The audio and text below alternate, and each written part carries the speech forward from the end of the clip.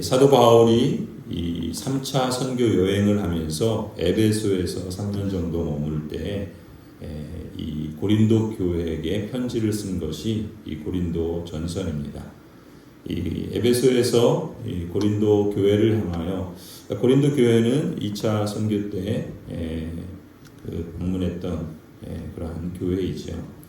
이 고린도 교회 성도들을 기억하고 또 그들의 형편과 상황, 또 사도 바울이 권면하고 싶은 말씀과 또 고린도 교회 성도들이 질문한 여러 가지 사안들에 대해서 그 적은 편지가 이 고린도 전서인데, 사도 바울은 이 고린도 전서 편지를 마무리하면서 마지막 당부와 권면을 고린도 교회 성도들에게 전하고 있는 것이죠.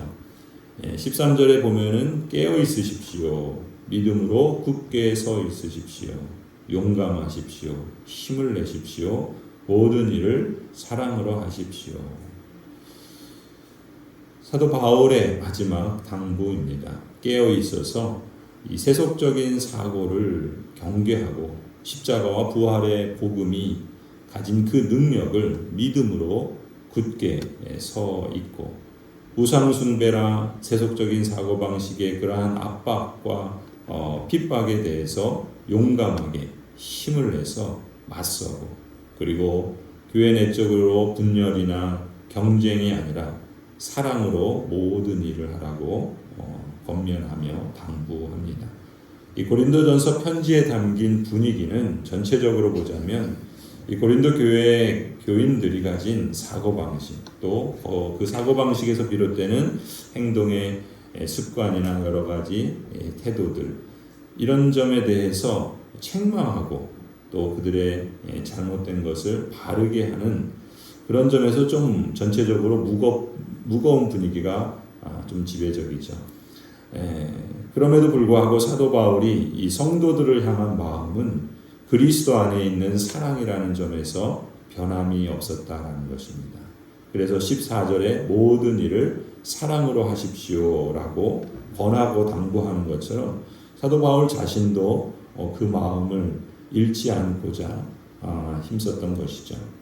이 편지에 담긴 설교가 비록 무겁고 또 심한 책망도 담겨 있지만, 바울 자신도 하나님께서 교회를 얼마나 사랑하시는지, 그래서 교회를 온전히 세우고자 하셔서 또한 그러한 하나님의 통치를 드러내는 직분자들을 세우심으로 하나님께서 여러 직분자들에게 맡겨주신 것이기 때문에, 또한 자기 자신도 목회자로서 설교의 일과 가르침과 또 모든 일들을 사랑으로 감당하고자 힘썼던 것이죠.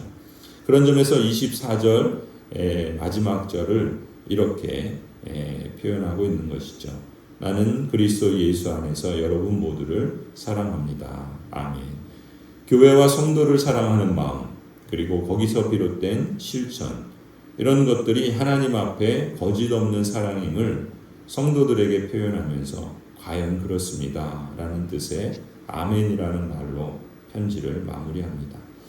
이런 맥락에서 보자면 15절부터 18절에 보면 교회 공동체를 섬기고 교회의 사명을 위해서 섬기는 일을 풀타임으로 감당하는 교회 목회자와 또 목회자와 더불어 일하고 함께 수고하는 여러 교회 직분자들을 존중하고 순종하라고 권면을 합니다. 15절에 형제자매 여러분, 나는 여러분에게 권합니다. 여러분이 아는 바와 같이 스데바나의 가정은 아가야에서 맺은 첫 열매요, 성도들을 섬기는 일에 몸을 바친 가정입니다. 여기서 아가야는 그 고린도와 아테네, 이 그리스의 남쪽 지방을 아가야라고 부르는데, 이 고린도 교회의 첫 열매, 그리스도 안에서 첫 성도가 바로 이 스데반하고 그 가정이었던 것을 짐작할 수 있죠. 그리고 16절에 그러므로 여러분도 이런 사람들에게 순종하십시오. 그리고 또 그들과 더불어 일하며 함께 수고하는 각 사람에게 순종하십시오. 그러니까 직분자를 순종하라 이렇게 말하죠. 그것은 하나님께서 직분자를 그 사람의 개인적인 능력이나 또 그 사람의 재능이나 또 그 사람의 여러 가지 인간적인 면모 때문에 순종하라는 것이 아닙니다. 그러니까 하나님께 순종하라는 것은 우리가 쉽게 이해하고 받아들일 수 있는데, 사람에게 순종하라 그러면 내가 무슨 자유인이고 독립적인 존재고 나도 성도인데 왜 사람에게 순종하라고 하시는가? 그것은 어찌 보면은 세속적 사고방식이라고 할 수 있죠. 그러니까 직분자라고 하는 것은 하나님께서 세상을 통치하시고 또 교회를 통하여 세상에 대한 하나님의 통치를 드러내시는데, 그 하나님의 통치를 위임받아서 하나님께서 행하시는 일들을 다양한 그 은사와 또 맡은 바 사명을 따라서 대신하여 이루어가는 사람들을 직분자라 그러는 거죠.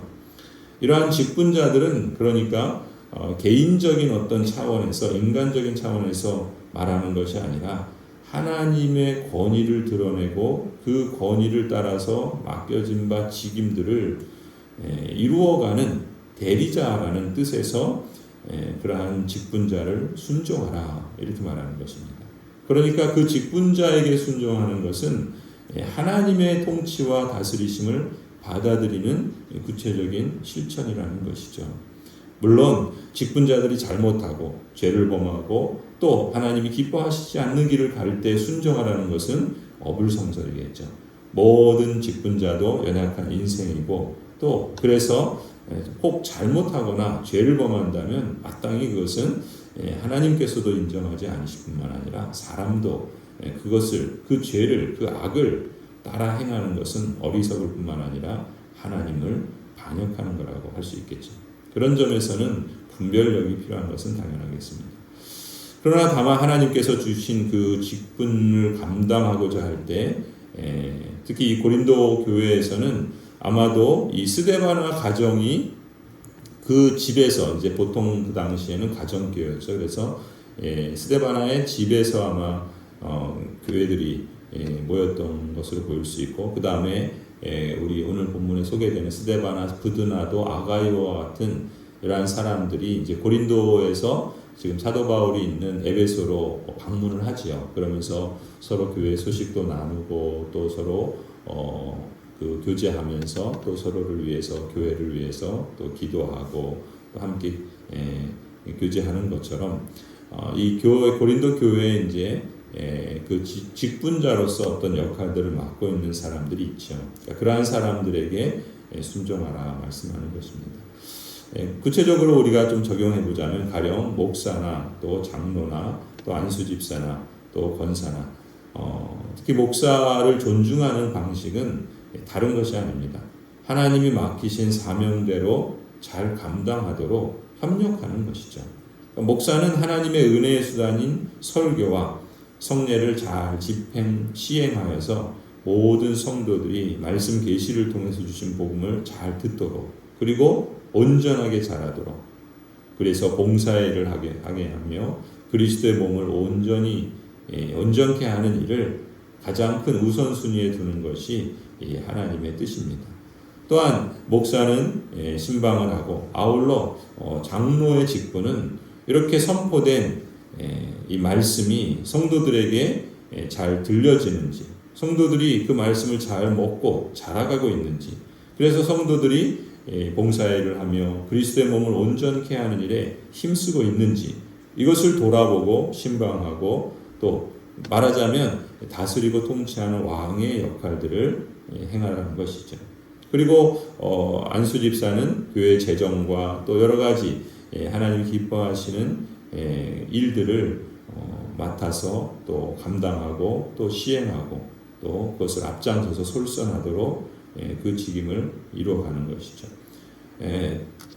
이러한 역할들, 또 뭐 권사라고 한다면 그 권사의 역할은 또 성도들을 돌아보고 또 기도하고 또 함께 말하자면 제사장적 사명을 행하는 그러한 역할로서의 직임을 감당하는 것이죠. 그래서 그 직임을 잘 하도록 함께 협력하고 또 함께 수고하는 사람들을 알아주는 것, 이것이 직분자를 존중하는 것이고 또 순종하는 구체적인 표현이라 말할 수 있습니다. 가령 설교하는 일에 있어서 말씀을 잘 들으려는 자세가 성도들에게는 중요하고, 또 사사로이 들을 것이 아니라 하나님의 말씀을 받고자 하는 마음을 갖고 늘 집중해야 되겠죠. 또 설교를 준비하는 일에 방해받지 않도록 배려하고, 또 필요한 책이나 연구를 위해서 후원하고, 또 목회자를 위해서 기도하는 것을 잊지 말아야 되겠죠. 하나님의 부르심을 받아서 성도들과 교회를 섬기는 일에 몸을 바친 가정, 특히 오늘 본문에 나오는 스데반의 가정과 같은, 아마도 교회 고린도 교회 직분자라고 할 수 있을 것 같은데, 그러한 가정이니까 또 잘 존중하고 함께 이루어가도록 또 이러한 모든 일들에 있어서 교회가 힘을 다해서 또 함께 섬기고 세워가라. 이것이 이제 이 말씀에서 비롯되는 것이죠. 특히 목사와 교회 지도자들을 존중하고 순종하라는 권면에 의해서 또 사도 바울은 성도들 서로 간에도 서로를 존중하고 또 서로 그리스도 안에서 한 몸 된 공동체로서 친교를 나누라, 교제하라, 이렇게 권면하죠. 19절에 보면은 아시아에 있는 교회들이 여러분에게 문안합니다. 이 아시아라는 것은 지금 사도 바울이 있는 에베소라고 볼 수 있겠죠. 그리고 이 아시아 지금 이 튀르키에 있는 지역의 교회들이 말하겠죠. 거기에는 이 아굴라와 브리스가와 함께 있고, 또 그 집에 모이는 교회, 그러니까 가정에서 모였기 때문에 그런 거죠. 그 교회가 다 함께 주님 안에서 진심으로 문안합니다. 모든 형제자매들이 여러분에게 문안합니다. 거룩한 입맞춤으로 서로 인사하십시오. 그리고 마지막으로 사도 바울은 성도들에게 은혜를 빌며 또 사랑을 고백하며 편지를 마무리합니다. 24절에 나는 그리스도 예수 안에서 여러분 모두를 사랑합니다. 아멘. 이처럼 고린도전서는 우리에게 모든 일을 하는 데 있어서 그 동기와 그리고 그것을 행하는 방식이 사랑이 되어야 할 것을 다시 한번 일깨워 주지요.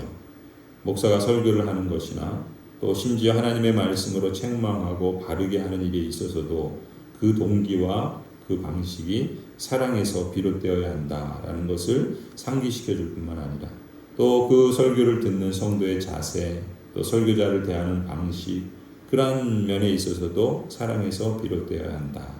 또 교회 여러 직분자들을 존중하고 순종하는 것도 역시 사랑에서 근거하고 있음을 상기시켜 줍니다.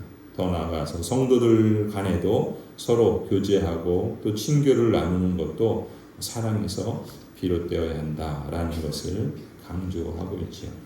사도 바울은 고린도 교회의 마지막 당부를 모든 일을 사랑으로 하십시오라는 말로 그 마음을 표현하고 있습니다. 그리고 그러한 마음으로 예수 그리스도께서 오실 그날까지 악하고 또